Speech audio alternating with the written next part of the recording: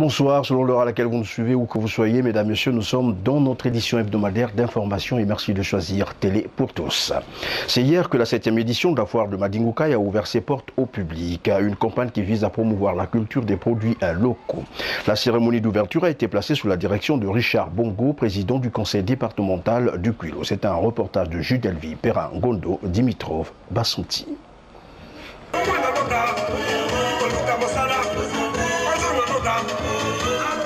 C'est dans cette ambiance festive, accompagnée de décibels traditionnels modernes, que la 7e édition de la foire de production locale de Madingoukaï a été lancée comme il est de coutume en cette même période de chaque année. La cérémonie d'ouverture de cette fête agricole qui met en valeur les productions agroalimentaires du district de Madingoukaï a connu 3 temps forts. Le premier est celui qui a consisté à la présentation de la fiche technique pour naturellement édifier le public sur les objectifs fixés par la 7e édition de la dite foire. Le second temps fort a donné lieu d'évaluer les efforts incommensurables réalisés par l'association Madingoukaï Développement qui contribue à l'amélioration du niveau de vie des habitants de la contrée. On comprendra du reste pourquoi son président Mabio Mavunzinga a adressé un message pédagogique à l'endroit des parents du terroir. J'ai donc dit aux parents que ce marché a été fait, ce grand marché public a été fait spécialement pour eux. Parce que comme vous le savez, la foire des productions locales de Madingoukaï est pour les organisateurs une œuvre de charité tout simplement.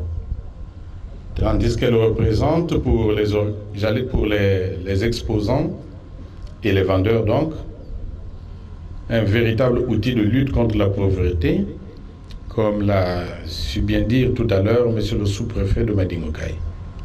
Le troisième et dernier moment a permis à Jean-Richard Bongo, président du conseil départemental du Kouilou, d'ouvrir la 7e édition de la foire de Madingoukaï. Ce dernier a toutefois loué l'initiative prise par l'association Madingoukaï Développement. Elle vient par ce geste donner une approche de solution à l'épineux problème de la sécurité alimentaire. Puis, Jean-Richard Bongo a rassuré la conscience collective de ce que le conseil départemental du Kouilou mettra tout en œuvre afin de pérenniser dans le temps et l'espace de telles activités dans le district de Madingoukaï. La coupure du ruban symbolique et la visite des différents stands ont marqué le clou de la manifestation d'ouverture de la 7e édition de la foire de production agricole de Madingoukaï, version 2011. Ouverture le 13 septembre dernier de la 10e session ordinaire du conseil municipal et départemental de Pointe-Noire. La cérémonie d'ouverture a été placée sous la direction de Roland Bouiti Viodo. Au total, 10 affaires vont être examinées au cours de ces travaux. Reportage Bachir Théophile Sakala.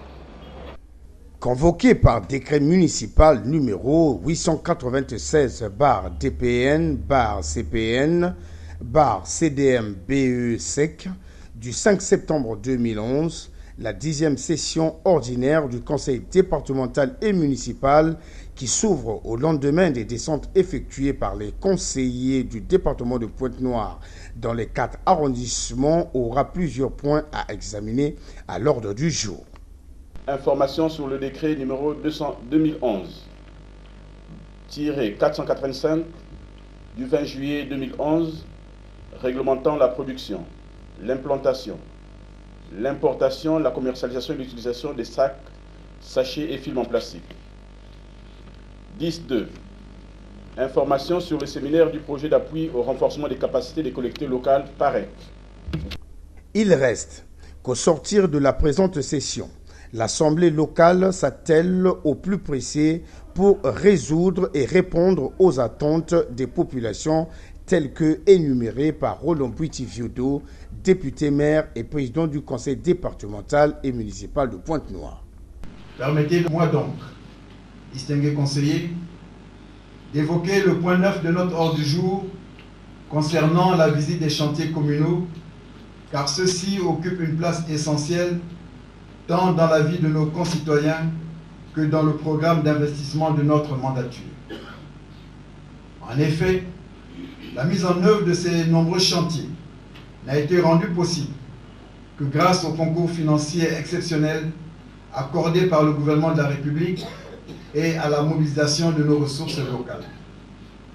Ils ont été lancés d'une part pour corriger les effets collatéraux, destructeurs et dévastateurs de la dernière saison des pluies, et d'autre part, pour créer les voiries nouvelles si indispensables à l'amélioration du plan urbain de circulation dans un environnement devenu insupportable du fait de la croissance exponentielle de la motorisation lourde et légère.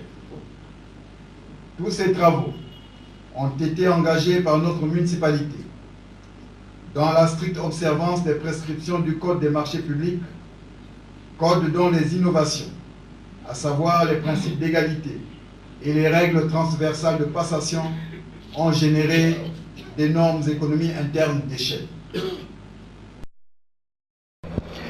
La sûreté physique et la vulnérabilité portuaire étaient au centre d'un séminaire de formation organisé par le Bureau international des gardes-côtes américaines, séminaire organisé au profit du personnel du port autonome de Pointe-Noire. Reportage Nadine Jo Locaté, bienvenue Tissina. Apporter l'assistance technique aux Congolais dans le domaine de la sûreté civique et la vulnérabilité portuaire, tel est l'objectif du séminaire de formation des cadres du secteur maritime et portuaire par le Bureau international de la garde côtière américaine. Évaluer la mise en œuvre du Code international pour la sûreté des navires et des installations portuaires, ISPS en sigle, adopté le 12 décembre 2002 et entré en vigueur en 2004 au Congo-Brazzaville, c'est la mission que vont effectuer ces experts de la garde côtière américaine pendant les 4 jours de formation.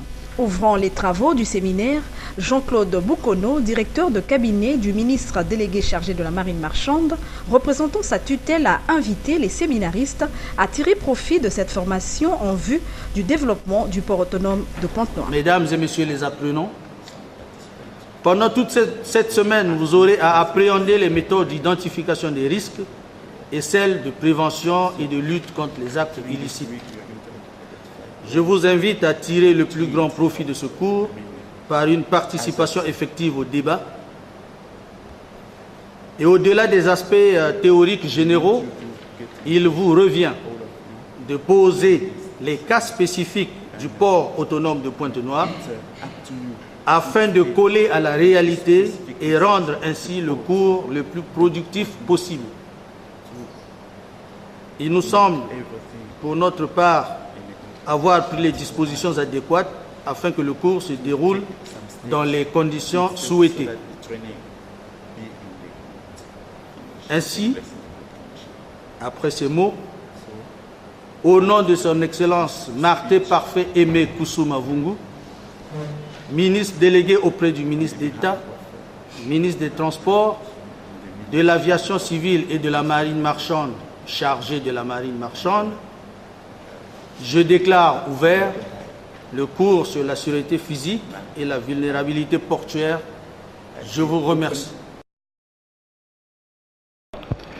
Une mission étrangère a conduit le ministre délégué de la Marine marchande Aimé Parfait Koussou Mavungu au Ghana le 13 septembre dernier. Objectif de cette mission, la collaboration entre les deux pays, le Congo et le Ghana, sur le plan maritime, bien entendu. Antoine Dustel Mbama nous en fait le compte rendu. La visite du port de Tema à une trentaine de kilomètres d'Accra, notamment de son centre de réception et de traitement des déchets et de résidus pétroliers, a été le point culminant et la raison principale du séjour du ministre Martin Parfait Koussou Mavungu au Ghana. Les États côtiers ont en effet l'obligation de disposer d'installations adéquates pour la réception des déchets dans leur port. La République du Ghana en possède. Elle en est donc une source d'inspiration. Pour répondre alors à cette exigence de la Convention internationale de 1973 modifiée par le protocole de 1978 Marpol 73-78, le ministre Martin Parfait Koussou Mavungu a initié pour le Congo-Brazzaville le projet installation de réception et de recyclage des résidus pétroliers et des rejets d'hydrocarbures. Les différentes séances de travail tenues à cet effet avec les responsables du port de Tema et les échanges entre le ministre des Transports du Ghana et le ministre délégué chargé de la marine marchande sont l'illustration de la volonté de Martin Parfait Koussou Mavungu de faire aboutir en urgence, mais avec assurance, ce projet de grand intérêt pour les eaux maritimes sous juridiction congolaise. Et au niveau de notre pays, particulièrement au niveau du port de Pointe-Noire, dans nos eaux maritimes, il y a des navires qui naviguent et des navires qui viennent faire relâche des hydrocarbures. Et dans les éléments concernant la convention Marpol 1973-1978, il est effectivement établi que les États qui sont partis à cette convention puissent mettre en place un dispositif qui concerne les installations de réception des résidus d'hydrocarbures. C'est-à-dire que tous les navires qui naviguent dans nos eaux, qui doivent faire relâche des hydrocarbures qu'il y a dans leur tank, ou alors qui font du ballast, doivent obligatoirement aller dans un port. Or, au port autonome de Pointe-Noire, nous n'avons pas cet instrument fondamental qui est important dans la lutte contre la pollution, qui est important dans la préservation du milieu marin. C'est pour ça que le gouvernement de la République a estimé qu'en 2012, il fallait mettre en place ce dispositif et que pour le mettre en place, il fallait échanger avec les collègues qui ont déjà cet instrument. C'est pour ça que nous sommes venus ici au Ghana, au port de Tema. Nous avons discuté avec les experts et nous pensons que dans les jours qui vont venir, après que nous ayons mis en place ce dispositif au niveau du budget de l'État 2012, nous pourrions entamer effectivement avec les organisations maritimes internationales toutes les études pour que, au niveau du port autonome de Pointe-Noire, que nous ayons cet instrument, ces installations de réception des résidus d'hydrocarbures. Aussi a-t-il visité l'université maritime régionale d'Accra où sont formés une vingtaine de Congolais. Il y a des Congolais qui fréquentent dans cet établissement. Fréquentant dans cet établissement, il était nécessaire que nous arrivions à connaître les profils des Congolais qui sont là-bas. Pour un environnement marin et côtier sans pollution, la mise en œuvre du projet de recyclage des résidus pétroliers est un défi pour le gouvernement de la République et une aubaine pour le port autonome de Pointe-Noire. Pendant 2 semaines ou presque, les jeunes scolarisés ont été informés et éduqués sur le syndrome d'immunodéficience acquise à travers une kermesse organisée par le CNLS. Ce portail d'éducation et d'information sur le VIH s'est refermé cette semaine. Reportage Bachir Théophile Nsakala. C'est sur une note positive que la 4e édition de la kermesse vacances organisée par le Centre national de lutte contre le VIH-Sida a clôturé son audience vendredi 16 septembre 2011 dans l'enceinte du CEG Kwame Nkrumah. Plus de 3000 visiteurs enregistrés en 10 jours de prestations, repartis en plusieurs tranches d'âge, adultes et jeunes de moins de 15 ans en particulier, soit 40%, 75% des jeunes filles et 29% de sexe masculin. La kermesse vacances Kersivac reste cet espace de loisirs sain pour les jeunes scolarisés qu'on occupe autour des contes, la projection des films et des ateliers de dessin focalisés sur la sensibilisation du VIH-Sida. Le tout agrémenté par des groupes de musique jeunes. La Kersivac contribue à améliorer les connaissances des adolescents et des jeunes sur le VIH et le SIDA, à appuyer les adolescents et les jeunes dans le développement des personnalités en vue de réunir les infections transmissibles et comportements des IS, de faciliter l'accès des jeunes et des adultes aux services de conseil et de dépistage volontaire, et de faire aussi la promotion des échanges entre les personnes vivant avec le VIH et les personnes séronégatives ou séro-ignorantes en vue de l'éradication de la stigmatisation et de la discrimination liée au VIH, qui sont de nos jours des réels freins à une prise en charge optimale des personnes affectées et infectées par le VIH-Sida. Lorsqu'on sait les ravages causés par le virus du sida, la 4e édition de Kersivac 2011 a éloigné nos enfants de l'oisiveté dévorante et aux conséquences fâcheuses, si ce n'est irréparables. Les assidus aux différents ateliers de sensibilisation Kersivac ont été récompensés et ils repartiront sur le chemin de l'école avec beaucoup d'enseignements sur le syndrome immunodéficitaire acquis. Martial De Paul Ikunga était cette semaine face aux militants de l'Union panafricaine pour la démocratie sociale UPADS. Au centre de cet entretien, informer la base de la traversée du désert du parti du professeur Pascal Lissouba. Reportage Joseph Blésiri Matombi, Dimitro Bassanti. UPADS, liberté, solidarité, progrès. UPADS, liberté, solidarité, progrès. Après Sibiti, Kayi et Dolizi, la Commission nationale de contrôle et d'évaluation de l'UPADS soucieuse de respecter ses missions et tâches dévolues, est arrivée à Pointe-Noire pour édifier les cadres militants et sympathisants de l'UPADES du département de Pointe-Noire sur la crise aiguë que traverse l'UPADES. D'entre des jeux, Martial de Paul Ikunga, un homme politique averti, n'est pas allé par quatre chemins pour faire remarquer que la traversée du désert que connaît l'UPADES voilà 14 ans est due tout simplement au non-respect des statuts, chartes et règlements intérieurs de cette formation politique. Pendant longtemps, la volonté politique a primé sur le droit au sein du parti, d'où la naissance des clivages et de la lutte de leadership. Dans un courrier, on a fait la remarque suivante. 1. Nous prenons acte que maintenant nous avons le président du parti. Puisque le conseil national, le conseil des vice-présidents s'est réuni. Donc nous prenons acte. Mais voici nos remarques. 1. Tous les actes signés entre, disons, le 13 décembre jusqu'au 11 mai sont nuls et nuls d'effet. Sont nuls et nuls d'effet. C'est ça. Puisque tous les actes, Gamassa a signé des actes. Nous on a dit que Gamassa ne peut pas être permanent. Tamba a signé des actes. Nous on a dit qu'il ne pouvait pas être permanent. C'est clair. Toujours dans ce droit fil, celui qui consiste à éclairer l'ensemble des cadres et militants de l'UPADES Pointe-Noire sur la mauvaise santé du parti, Martial de Paul Ikunga a abordé l'épineux problème de la tenue du prochain congrès prévu le 8 décembre 2011. Selon l'orateur, ce congrès est illégal car il n'obéit pas aux normes statutaires du parti. Pour s'en convaincre, il n'a jamais eu un conseil national pour en décider.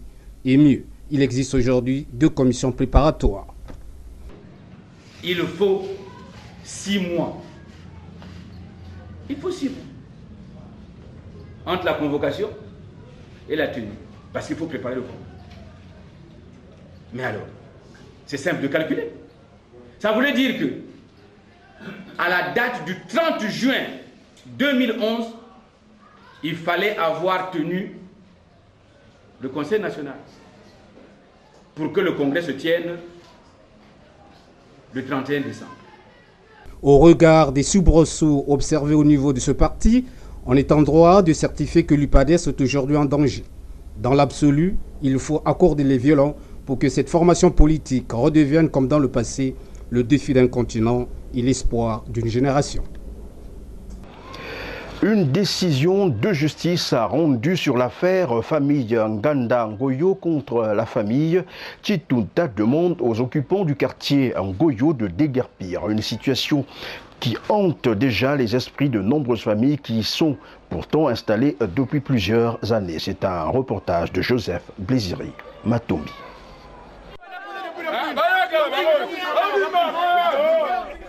Peur, crainte et désolation, voilà le climat qui traverse ces derniers temps les habitants du quartier Ngoyo Village dans le 3e arrondissement Tieti. Ils sont sommés de vider leurs parcelles dans un délai immédiat. C'est la suite à une décision de la justice rendue pour, semble-t-il, mettre fin au litige terrien qui oppose depuis temps non prescrit la famille Ngangoyo à celle de Chituta. La pilule étant amère à avaler, ces martyrs de l'intolérance ont pensé rencontrer ce dimanche 11 septembre 2011 le chef de famille de Ngangoyo pour être édifié sur cette situation fâcheuse de nature à troubler la paix et l'ordre public. Tribunal ya ba ou sambe kuzaba. Ba pesa ba ou jugement ina ba len kusala titre foncier. Ba zwa ya. Betu kuzaba V. Titre foncier numéro 7912. Maintenant, il n'a pas de titre foncier na. Ba wana zo da ba de kuzwa ba. C'est fini. Le titre foncier est inattaquable. Nikuna Bet Salah pourvoi en cassation à la Cour suprême. N'a attaqué le jugement ina Pesabaou titre foncier. Dans le droit fil de cette affaire, au regard bien sûr des différentes décisions rendues par les instances judiciaires de notre pays, la zone querellée part du ruisseau Mvutu jusqu'à la mer. Par ricochet, La zone de Ngoyo Village, qui va de l'avenue Tatiloutar à la station Pouma, ne pouvait être concernée par cette mesure. Pour donc aller à l'encontre de ce geste qualifié de suicidaire et tenant compte du nombre des années passées déjà dans ce quartier, le collectif des acquéreurs des parcelles auprès de la famille Ngangoyo a exprimé son ras-le-bol à travers une déclaration et qui invite l'ensemble des responsables politico-judiciaires du département de Pointe-Noire de se ressaisir. En date du 2 septembre 2011, nous, habitants du quartier Ngoyo, ayant acquis des parcelles auprès de la famille Ngangoy, avons reçu la visite du cabinet Maître Émile Keyatsanga, huissier de justice, commissaire-priseur, qui déposait dans chaque parcelle, comprise entre l'ancien village Ngoyo et l'océan, un jeu de documents comprenant entre autres une signification, commandement des réquisitions à force publique, demandant à tous les acquéreurs de libérer immédiatement la zone qui serait le domaine de la famille Tituta, suivant le jugement du 3 juillet 2006 et l'arrêt de la Cour suprême numéro 015/GCS.09 du 27 mars 2009. Dans l'esprit de la présente signification, nous sommes astreints de payer la somme de 10 000 francs CFA par jour à compter de la date de réception du dit document si nous ne libérons pas nos parcelles. Or, après examen des différentes décisions rendues par les instances judiciaires, la zone querellée part du ruisseau Mvutu jusqu'à la mer. Ne faisons pas mention de la zone que nous occupons, partant du village, de l'ancien village Ngoyo jusqu'à la route nationale numéro 6 ou route de la frontière du Cabinda, nous sommes surpris de la menace dont nous sommes l'objet. Sachant que nous sommes des acquéreurs de bonne foi et certains de plus de 2 décennies, et connaissant les difficultés financières actuelles, nous estimons que cette façon de faire vise à troubler l'ordre public en cette période de recensement administratif et à la veille de la rentrée scolaire. Loin donc de mettre Ngoyo en bouteille, force est de croire que les pouvoirs publics mettront tout en œuvre pour une application du droit à sa juste valeur. Lorsqu'on sait que la vente des parcelles à Pointe-Noire, nue au Congo-Brazzaville, devient un véritable casse-tête chinois pour nos tribunaux.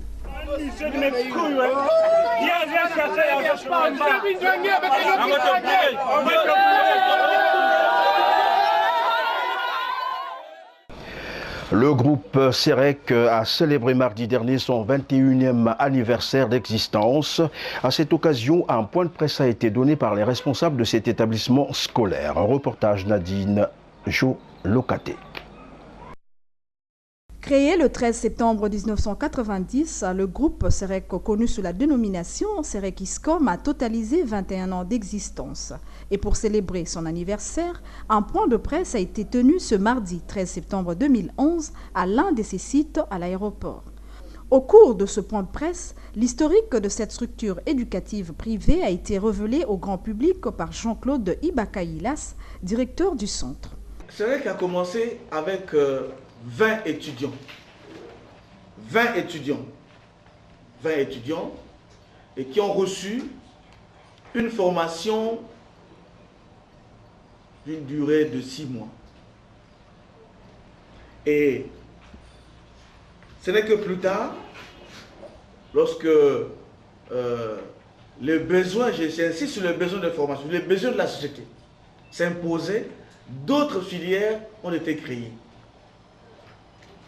Ainsi que vous trouverez des gens avec un brevet professionnel de gestion de stock, magasinier de gestion de stock, secrétaire sténodactylographe,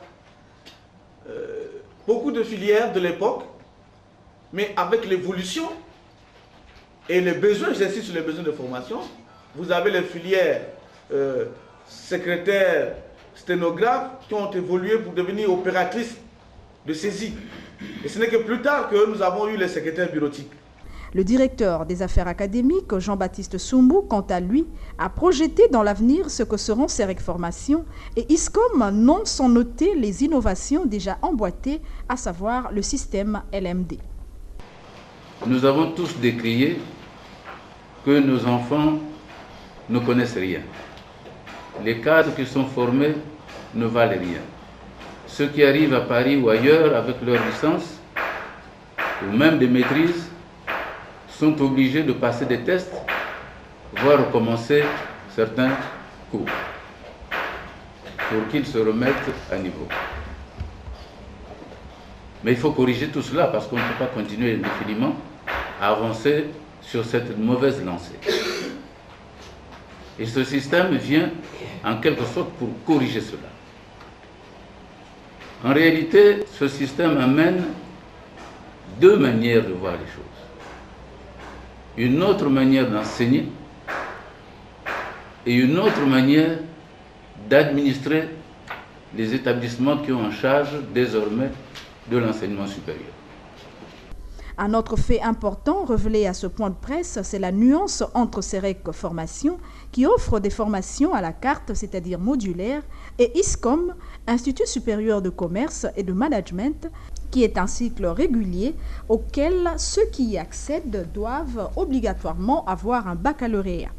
À signaler que la première rentrée des classes est prévue pour le 19 septembre prochain. Une remise de 40% sur les frais d'inscription, des cours gratuits d'auto-école, une réduction de 15% sur les frais d'écolage et plusieurs autres cadeaux sont offerts à ceux qui s'inscriront à la première rentrée des classes.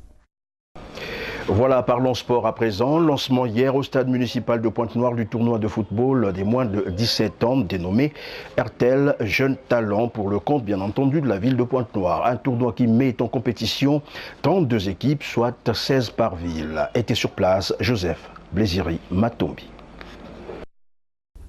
C'est en grande pompe que la première édition du tournoi de football dénommé RTL Jeunes Talents a démarré à Pointe-Noire. La cérémonie d'ouverture, comme de tradition, a été ponctuée par le défilé des équipes engagées dans la course vers la couronne départementale. Organisé en partenariat avec la Fédération congolaise de football et le ministère des Sports, ce tournoi réservé aux jeunes de moins de 17 ans va regrouper 16 équipes venues des 4 arrondissements du département de Pointe-Noire. Pendant donc une semaine, ces jeunes footballeurs en herbe vont se rivaliser d'ardeur pour une meilleure place au soleil. Toutefois, le président de la Ligue départementale du football des jeunes de Pointe-Noire, Ulrich Lunyanga, a saisi l'occasion pour reconnaître à sa juste valeur l'organisation de cette épreuve juvénile qui arrive à point nommé. Nous remercions encore la société RTL Congo qui a mis une attention particulière à la jeunesse footballistique de notre pays en initiant ce tournoi qui nous permettra de détecter certains jeux. Nous voulons pour cela réitérer notre confiance à la société RTL Congo pour continuer à soutenir le football des jeunes qui est la base de la réhabilitation de notre football, le chemin international. Les hostilités de la compétition ont été données par Jean-Claude-Marie Aimé Louembe, secrétaire général de l'arrondissement de Mvumvu. Après quoi, le public a eu droit d'assister au match d'ouverture qui a opposé Tout-Puissant Caïman à Auxerre. Une confrontation qui a tourné à l'avantage des jeunes Caïmans, réussissant l'ouverture du score dès la première mi-temps par Banzouzi, premier buteur de la compétition.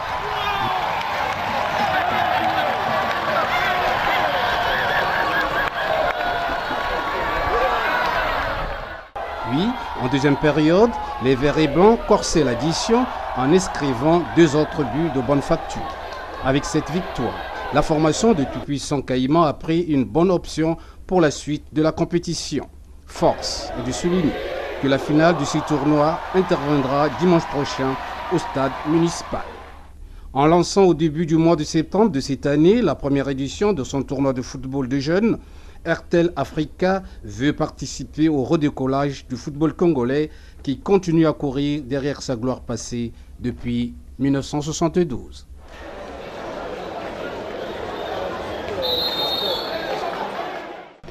Comme vous le savez, du 23 au 25 septembre prochain, les pays de Mouyondi vont célébrer leur centenaire. Au niveau de Pointe-Noire, une cellule a été mise en place par les originaires de Mouyondi vivant à Pointe-Noire. Une cellule qui se propose une activité humanitaire en marge de la célébration officielle. C'est ainsi que je vous propose de suivre le docteur Noël Mbungu Kipolo qui nous donne ici de plus amples détails.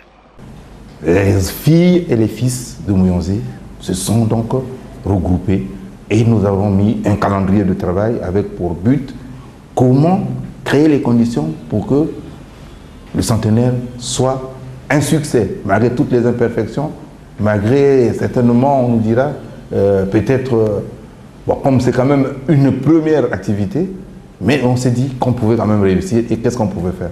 Nous disons bien que nous intégrons la dynamique nationale, sous-entendu, vous comprenez quand je dis dynamique nationale, le comité d'honneur. Donc nous n'empiétons pas à l'organisation. Mais nous pouvons quand même aussi faire des petits efforts, ce que nous appelons nous petits efforts, pour que Pointe-Noire puisse marquer sa présence à Mouyondi. Qu'est-ce que nous pouvons faire? Vous comprenez? Si le comité d'organisation nationale dit nous organisons une messe, nous disons nous allons nettoyer souvent une salle de classe. Vous comprenez? Ça, c'est Pointe-Noire. Nous disons, on va nettoyer une salle de classe pour que ça concourt à la réussite. Mais nous ne pouvons pas dire, non, on n'organise pas un culte, mais on nettoie la salle. Voilà. Et si vous voulez, pour que nous soyons plus précis, nous avons vu le volet socio-sanitaire. Et on s'est dit, nous avons des cadres qui sont des médecins, nous avons des cadres qui sont des infirmiers. Que pouvons-nous faire pendant les 3 ou 4 jours? On va donc organiser une antenne des médecins et du personnel médical et paramédical de Pointe-Noire pour traiter, assister la population gratuitement pendant tout ce séjour. Si vous voulez, non seulement que nous sommes membres de la Commission nationale par rapport sur le plan sanitaire et les autres commissions, mais nous allons être plus disponibles encore pour dire nous serons là et on va recevoir notre population. Tous les Congolais sont conviés. Tous ceux qui résident au Congo, que ce soit les étrangers, d'abord, entre parenthèses, je vais vous dire, nous avons reçu des emails qui nous confirment que les descendants des colons qui ont vécu, qui ont travaillé à Mouyondi, nous ont remis leur présence à Mouyondi, leur présence effective à Mouyondi, parce que quand ils entendent parler de Mouyondi, ils disent nous voulons quand même voir comment c'est devenu. Donc, vous, Congolais, tous les Congolais, ils sont conviés. Il y a de la place pour que tout le monde puisse effectivement participer à l'événement. Bien voilà, c'est la fin de cette édition coordonnée réalisée par Bachir Théophile Nsakala, la prise de vue Adé Zambi. Moi, je vous retrouve très bientôt et à bonne suite de programmes sur Télé pour tous.